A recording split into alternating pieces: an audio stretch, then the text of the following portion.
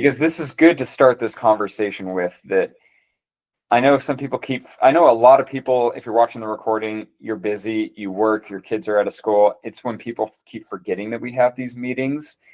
I get that it's harder when it's every other week, because even I have a hard time. And then there's weeks where I'm traveling and I can't do the meeting and it just fell on the week, but I cannot do every week. And we got to a point where it was just me getting on the call every week, and I'd sit here. So I get on, I try to get on 5 minutes before or a couple minutes before, but then I also send out a reminder to everyone. And then I get on and wait about 5 to 10 minutes to make sure no one joins. And that's just a lot of wasted time for me. And I'm getting to a point I just can't do that. If we get bigger and more people feel a need to want to come, I think that's great. We can go back to weekly if there's more people constantly joining. But I think every other week is better. And we are all independent contractors, but here's the more important thing. And this is kind of going into the next part of the conversation, is we are all helping people in the biggest purchase of their life. And one of the biggest and best financial move they can make in their life. Everyone should be buying right now, not because rates are low, but because when rates drop, they're going to have a ton of equity just naturally. Otherwise, you don't just naturally get a bunch of equity. It takes time being in a property. So you need to be someone, especially in a self-employed industry, 1099 industry, but also as a real estate agent, when things just come at you at every which way. Everyone wants that work-life balance. In order to have all of these things, you have to be good at your schedule. You have to be able to know when, and it's a game that you have to understand. Hey, this self-employment thing, this work-life balance thing, this getting used to managing my own schedule, it's a game. And sometimes the game's not fun because it's a game. But the better you are at the game, the more you're going to win. I know that sounds really stupid and cliche. I almost said cliche, but it is absolutely true. And if you can look at things like, people get frustrated all the time when they talk to me about credit, right? Because we're in the mortgage industry as well. I hate credit. And it's a game. You may not like it at times, but it's a game, and there's rules with the game. And if you follow the rules and you play the game, actually you do really well. So people I know who just monitor their credit, they tend to have a much better credit than someone who says, I have no idea what my credit score is. When I hear that, I'm like, that means you're not playing the game, and it's going to be bad. Almost every single time. Very rarely is it really, really good. But it's the same with managing your own schedule. And so when it comes to these bi-weekly, which I hate that it's called bi-weekly, I'm pretty sure that means twice a week. I know that everyone knows that means every other week, but whenever you say buy anything else, doesn't it mean twice a something? Anyway, I don't know. But bi-weekly, every other week, just put it in your calendar. If you use, a lot of you, I'm pretty sure almost every single one of you have a Gmail account. If you have a Yahoo, it doesn't connect with, oh, hey, Adrian.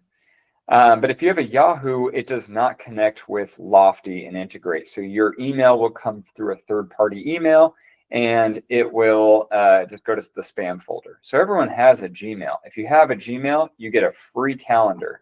Now, the awesome thing about having a free calendar, you may have to pay for more of a workspace if you want to have, I don't know, I think you can have this feature. You can have a Google Calendar. Now, I can create event links with Google Meets or whatever and an invite link. So if I wanted to have, these conference calls with people, with a client, and I wanted to send them a link to book a call with me, I don't have to set it up through Calendly, although Calendly is free if you only have one link, but I'm pretty sure you can do it through Google Calendars as well. But here's the thing with Google Calendars is you can sync it with all of your own appointments. So if I set this to every other week, because that's how I have it set. So we're starting June 16th, 10 a.m. to 11, but then it repeats itself every 2 weeks. So that way I can keep track. I just put sales meeting. I can put in there that it automatically declines any other appointment. So if a company calls me and they say, hey, do you want to meet this day, this time? I say, yes, let's do it. I confirm my appointment. They say, hey, you just denied it. I go, oh, let me look at my calendar. Oh, I'm sorry. I do have an appointment that a recurring appointment every other week that Wednesday. So I cannot do it at that time, but instead I could do, 11, whatever it might be. See, I do a whole hour, even though I like to keep these meetings at 30 minutes at the most, because you never know if it might go a little bit over, or I get phone calls. Also, sometimes I have to go to the bathroom right after, usually. So I want to have some buffer time. I don't use this calendar as much. So I have this calendar synced with my main calendar, which it has, let me show you this. Oops. Maybe I should move this screen so I can actually see what I'm clicking. I have all of my different links. So when people schedule their appointments, I know exactly what the appointment's about. It got to a point where I was missing, I wasn't eating lunch until 2 o'clock in the afternoon, and I don't really eat breakfast. So that's a long time of not eating. So it automatically blocks it out here. And then I have other calendars linked in here as well. Trust me, I have to get better about it as well. It's just, when I hear, hey, I just have trouble remembering this count, these meetings, I think it's more of a time to play the game of getting used to the calendar. Not like I ever hear a lot of you say it. It's just, I know some people really want to be in the meetings, and they are either not able to do it because they're working or working in real estate, or they have their kids. For those of you who keep missing it because you forget, I think it's a reflection of how you're treating the game that is this self-employment industry. When it comes to the meetings, though, this is a great opportunity because we are trying to be as collaborative as we can and stay up to date on how things are. And so I find myself getting in conversations with a lot of people, which I'm totally fine with. It's easy to do. I love taking your calls, but we're often talking about things that are discussed in a meeting. And I think that when it's not that I don't get frustrated by it, that I have to repeat myself, because it's really not that big of a deal. The thing is if you heard it before the incident happened, you probably would have been better prepared to handle the incident versus you reacted to the incident. And now we're having to have a conversation of, well, in the meeting, we discussed this. So things like right now, it really feels like we have two types of agents who have made it in the industry, or three. One type is they've just really put the industry on hold. One type is they're very professional, they're killing it, they're doing really well. And the other type is, excuse me for those of you who have kids watching the recording because I'm about to curse, it's assholes. I talk about it with everyone. This is not because a lot of you call me like, this is you experiencing this. This is Viviana. This is Vanessa. This is Nate. This is Chanel at times. This is Chase. This is, who else called me? Mary on our loan side. Me with every agent I work with, even in other companies on the mortgage side. This is Rebecca. This is Alethea. This is, who else have I talked to recently? Just Adrian and Olga. Everyone seems the last year and a half to get the worst agents. Poor Alice, not new agent, but she just joined our brokerage. She has a bunch of clients writing offers on all these houses. And I don't know what it's like she's got, and her own listing she just sold. She's just got the bad luck with these people. If she's watching this recording, she's laughing, but it's just, it gets to be a little ridiculous. Now, remember though, this is why you get 2.5%. So I want to say this, when people are saying, hey, we're going to counter you at 2%, 1.5%. Okay, if you're going to counter me, I just really want to ask you, are you easy to work with? And if you tell me, and just hear what they say, are you easy to work with? And just let them speak. I've used this and it has worked extremely well. So if I'm representing the buyer and I write 2.5% or 3%, whatever you want to do, they come back, and I usually do it based on the quality of the house and other things. But I say 2.5. When I submit the offer, I explain why I want 2.5. So I think a lot of you may need to start doing that in an email. I'm asking for 2.5 because I'm the agent that's going to answer the phone. I'm the agent that spends a lot of time educating my clients so that they're not nitpicking and wanting a brand new house. But I will be the one that negotiates, that helps them with when it comes to negotiating major issues. I am the type of agent who, has my client use our preferred lender because I know that they can close the deal properly. I know that they'll educate the client properly. I'm going to list every reason why I deserve the commission I'm asking for. So when they come back and they counter me and say, well, we want to counter you at 2%, my first question is going to be, are you easy to work with? If you want to counter me, okay, but my stipulation is, are you easy to work with? What you're going to hear is either, yes, I'm amazing to work with, whatever, but what you're probably going to hear is, I've been in this industry for 20 years, 30 years, and all of you who are watching the recording dealing with the a-holes, this is what you are, the second you hear that, you're like, you're going to be an asshole. I already know it. And I'm going to have to fix all of your issues, and it's going to be a nightmare. So you can choose how you want to word it. I would practice this stuff out loud. Earn your commission, right? What is, if it requires me practicing this kind of language and these scripts out loud, is that worth the extra 0.5%? Let's say Nate's got a client at $500,000 purchase price, asking for 2.5%. That is, that 0.5% is, oh my gosh, $5,000, $5,250, $2,500. God, I hate myself for picking that math equation. Let's say it's $2,500. Is practicing it out loud worth $2,500 to you? The answer should be yes. So I'm going to practice it out loud before I ever get into the situation where I'm having to defend my commission. Because a lot of times they're saying this over the phone, and how you react can be very helpful to earning a commission, to saving a deal, to negotiating. A lot of times it's my ability to ask a question. Just be calm, cool, collected, ask a question. Are you easy to work with? Listen, I've been in this industry for 30 years, and it's more standard to blah, blah, blah. I just heard you say the word standard. I just want you to be aware that the premise of the lawsuit that we just got in as an association of realtors was because people kept using the verbiage standard. It is a test question on our exam as to whether commissions are negotiable or standard. So we cannot say standard. I am asking for 2.5% commission because I will answer the phone. In all of your 20, 30 fucking, sorry, trying to watch it. I get frustrated with these agents for you guys.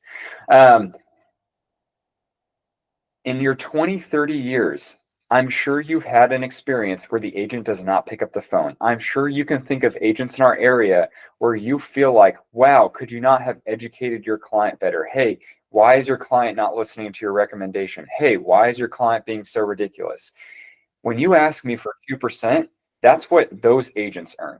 I'm asking for 2.5 because I'm going to answer the phone. If you can promise me that I don't need to answer the phone for 1 million phone calls from you, if you can promise me you're not going to ask, why doesn't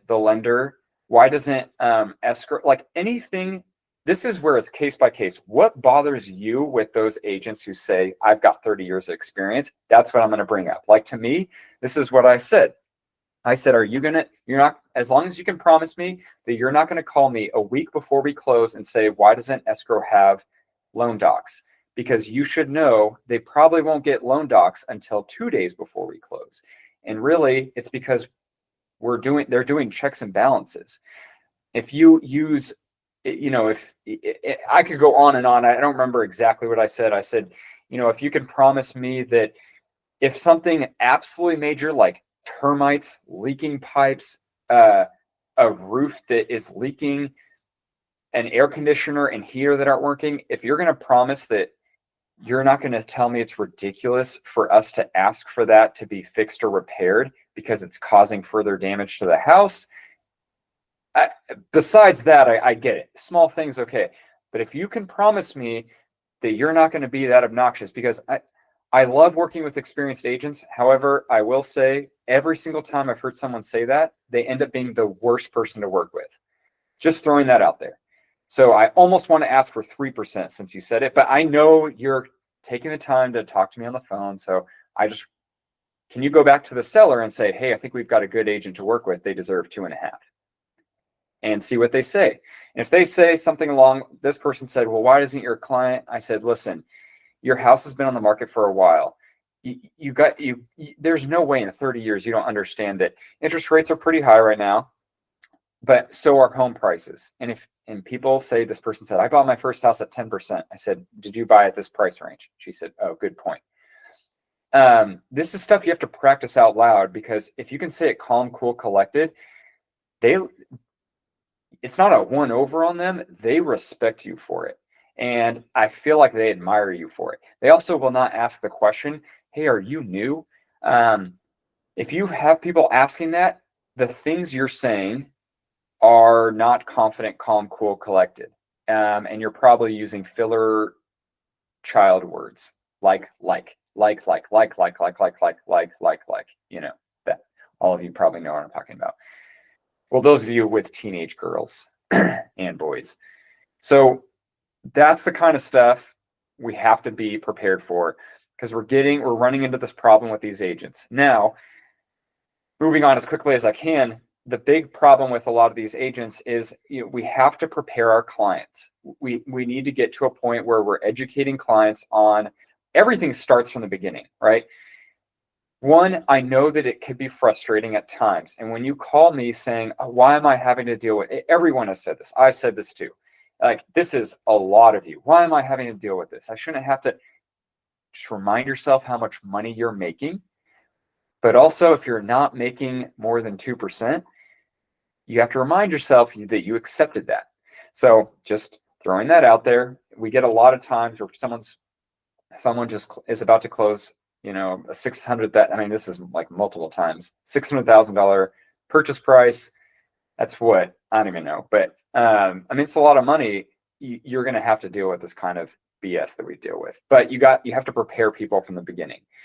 Hey, listen, when we go and write offers on houses, I'll have a conversation with the listing agent, and I'm going to really feel them out, and I'm going to kind of educate you, because it can be an indicator how difficult the deal may be. And I would just rather you be prepared. I don't think it's a reason for you not to move forward with the house. You just got to be prepared. When the agent's difficult and the house looks like it has been neglected, I'd be very cautious about pushing your client to accept that offer. How many of you love to get into contract on a house to take 1 million phone calls from your client, inspectors, going to the house multiple times to do re-inspections, just to get shut down because everything's broken in the house and the listing agent is being super rude and your client has to cancel, and now we're going back and looking at houses? How many of you love doing that?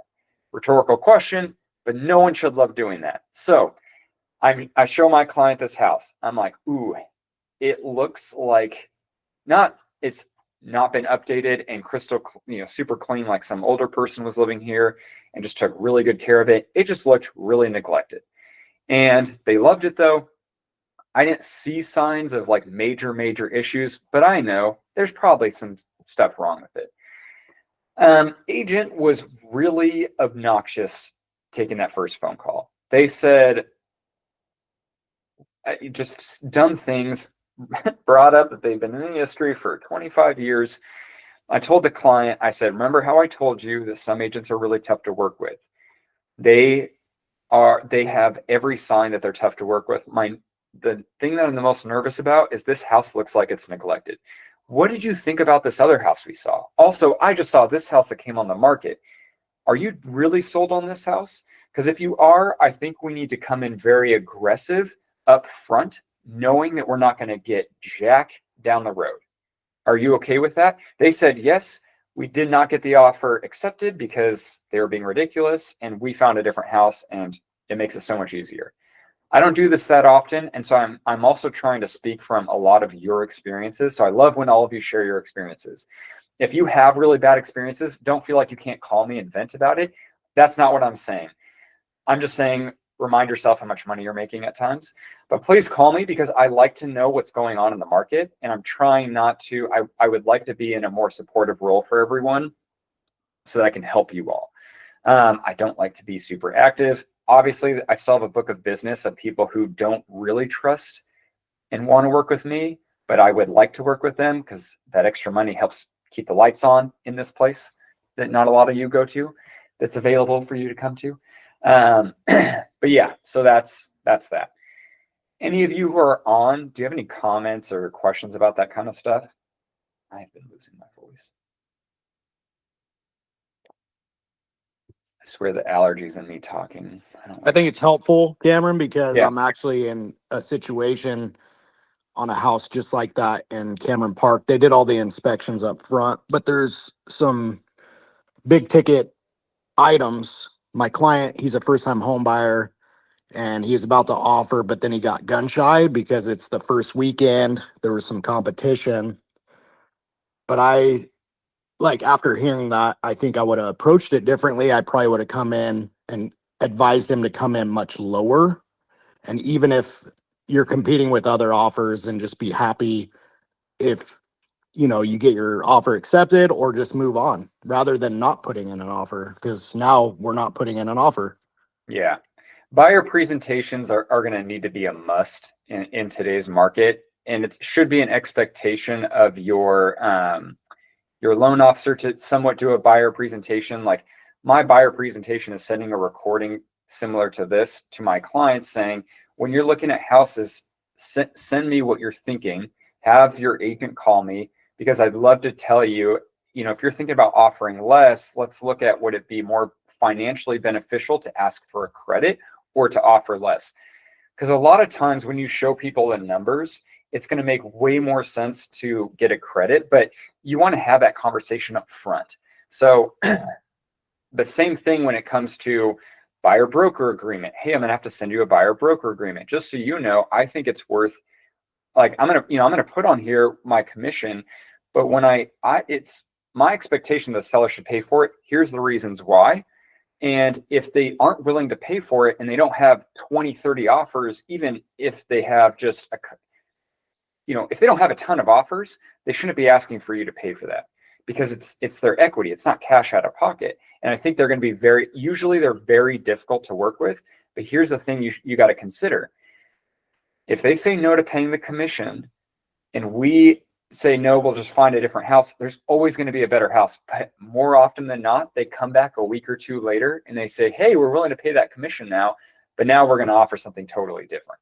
Because more weeks on the market means our offer was already too good. So we got to make sure that we preface that with people. You may find houses that get multiple offers. It's okay. We're going to talk about a walkaway point, but you need to talk with your lender. What does it look like another 10,000 over the list price? Because if another, they may have just priced it low and we're going to market value.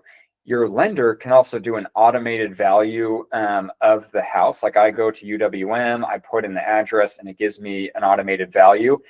Now, sometimes it's less than what they're offering just because of comps in the area threw it off. Any system is not going to be accurate. It's automated. It's just a square footage, bedrooms, bathrooms, has no idea if it's renovated or not, right? Technology doesn't know that.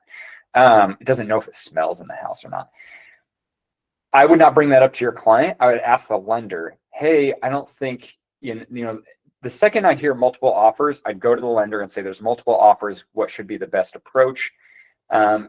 The loan officer should probably send you an automated value of the house so that it helps you educate your client. Hey, we may be in a competitive situation, but just so you know, according just to an automated report that the lender provided that claims to be a 90% or 95% accuracy, it's saying that actually the value is much higher than what they're currently listed at. So don't feel like you're overbidding for a home. I think that's a good conversation to have with your client.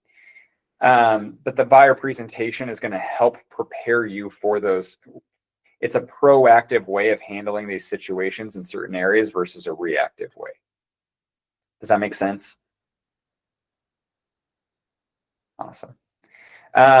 In August, we are going to be planning a brokerage office happy hour. I'm not 100% sure when, but I'll be posting on Discord a poll when I remember how to put together the poll. I'm pretty sure it's really easy, just so I can get an idea of what day and time would be most convenient for everyone. I'm also going to do a second poll to see if everyone would like to be, we're probably actually just going to invite clients as well. So you can invite clients. It's just a way to connect with people. I think right now is a great time as people are finishing up their summer. They might, fall is usually pretty good for us. Fall does really well around Halloween time.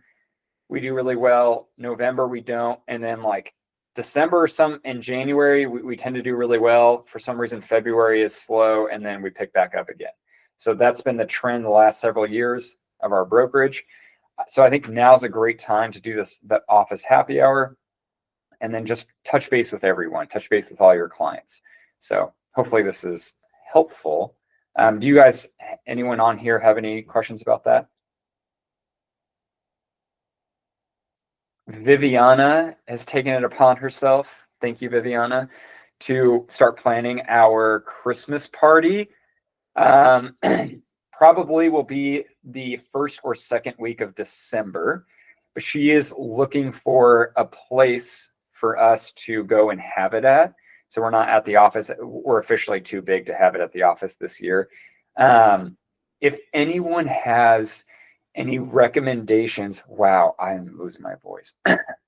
Any recommendations on a good place to go to that has decent food, we can bring in games and activities, please suggest it to Viviana within reason, price wise. But yeah, it'll be fun. It's you and a +1. If we can find a more affordable place, I think we might try to do more of if we can, a group babysitting, but I'd have to really think about that. So yes, if anyone needs anything, I of course am available. Also, back to the every other week for the meetings. I do every other week so that I can have more one-on-ones with everyone. If you need to do a one-on-one with me, please schedule a time for whatever it is you may want to accomplish that you feel like you're not accomplishing or that you need help with. So hopefully this is helpful. I will talk to you all later.